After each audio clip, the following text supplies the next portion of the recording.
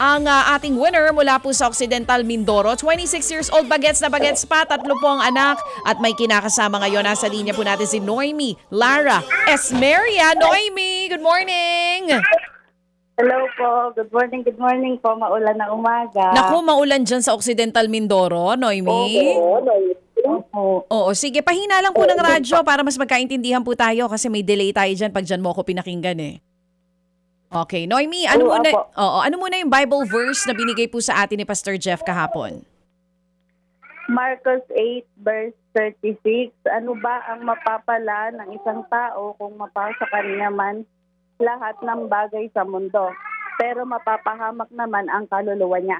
Ganda! Noemi, gaano ka nakatagal nakikinig sa amin? Ikaw ba sa radyo o sa TV nakatutok? Ano po, sa TV po, RPTV po. Sa RPTV. O sige, oo. Pero sa RPTV, ano lang kami dyan 8 to 10. alas 8, tapos minsan pag may NBA, nawawala kami Tama. dyan. Wala ka bang 1PH? Bali po, nanonood po ako sa live sa Facebook po. Sa Facebook Live. O sige, anyway. O sige. Okay. O Noy, minsan mo planong gamitin yung 2,000 piso? Ano po, gusto ko po kasi makatulong sa asawa ko. Bali, magtatayo po ako ng sarili. Street food po. Magtitinda street food, business. Opo, Oo. opo. Ano bang trabaho ni Mister? Nagawa po ng kabaong. Work from home ba siya? Natulong po ako sa kanya. Opo, May- dito lang din po. Oh, sa bahay Patira na. lang po kami ng may-ari ng purinarya. Tapos siya po yung gumagawa. Kaya nga, so work from home, no? Mm-mm. Pwede siyang gumawa ng kabaong habang nasa bahay.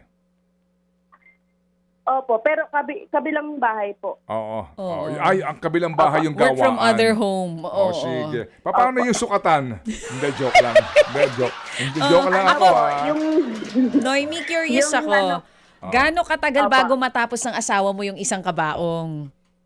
sa isang kabaong po nakakatapos po siya ng ng 3 araw. Gawa ng Pero, bubuuhin niya po, masilya, pati. pintura. Tapos seda, ako na po. Yung Siya sa lahat.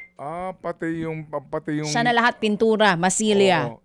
Meron ba siya mga, Opo, pero may mga sa seda po. design? May design daw Ako, ba? Oo. ako na po yung gumagawa nun. Seda po ang tawag doon. Siya nagde-design. So, Meron yan. Kasi so may... dati tumira kami tabi ng pagawaan din ng ng kabaong. kabaong. Yung morgue malapit sa inyo? Hindi. Opo, malapit lang po. Bali, parang 5 hakbang. Hanap buhay ay patay. Ito nga. Kasi nga punerarya yung Literal. kanilang, Hanap buhay ay patay. Hindi ba? Anyway, ganito. Opo, totoo po. Saan ka magtitinda ng street food? Ako po, doon po sa labasan po. Okay. Ano ang titinda mo?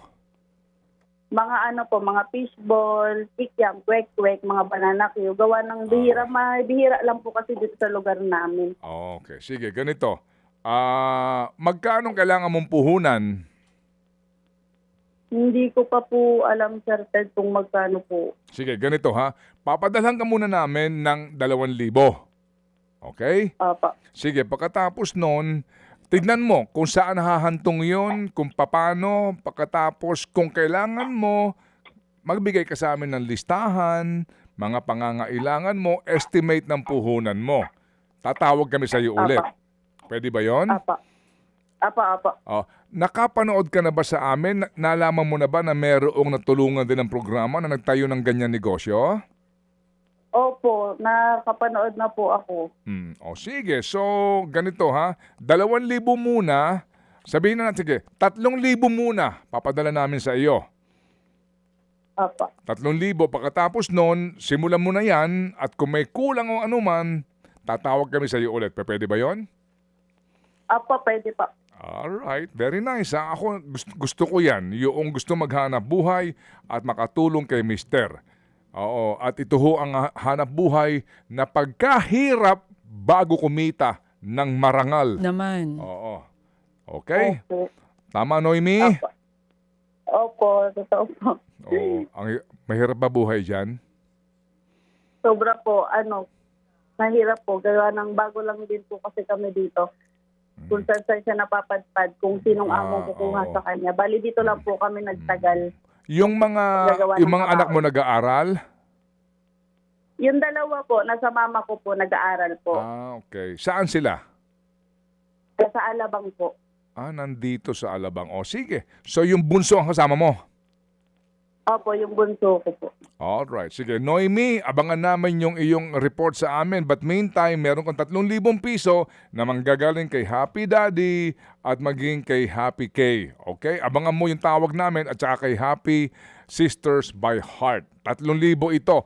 Abangan mo yung aming tawag at aabangan din namin yung iyong feedback na sa ganon, baka ito na ang pagkakataon mo na makapagtayo ka dyan ng maayos-ayos ng kapakakitan. Okay, Noemi, salamat na marami ha.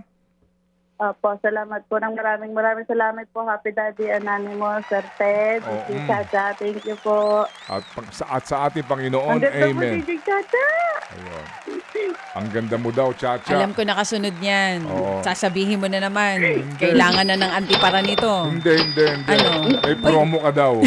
Uy, pero ito, kasi may tuwing Gagawin ka daw niya. ng libre. May special. Okay pa naman ako. Send ko sa'yo yung design na gusto ko. Tsaka yung sige. color. Pag ready na ako.